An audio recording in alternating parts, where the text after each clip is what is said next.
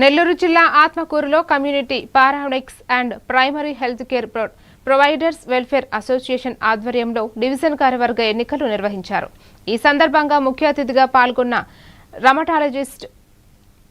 Rheumatologist doctor దుగ్గినబోయిన Venkateswarlu మాట్లాడుతూ కీళ్ల నొప్పులను నిర్లక్ష్యం చేయకుండా ముందుగానే వైద్య పరీక్షలు చేయించుకుని చికిత్స తీసుకోవాలని సూచించారు.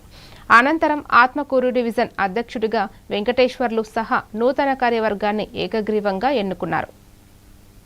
డివిజన్లోని ఆత్మకూరు సభ్యులకు ఈరోజు కీళ్లవాతముగా ప్రాథమిక చికిత్స అందించేటువంటి సంఘంలో పిఎంపి అసోసియేషన్ ఒకటి.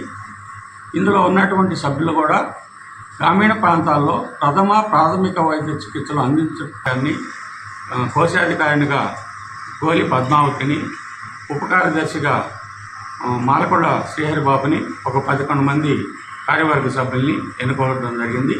ఈ కార్యక్రమంలో ఆత్మకూరు డివిజన్లో నేను నెల్లూరులో మాగుంట లేఅవుట్లోని ఆర్ఆర్ స్పెషాలిటీ క్లినిక్ నుండి రెగ్యులర్గా ప్రాక్టీస్ చేస్తూ ఉంటాను.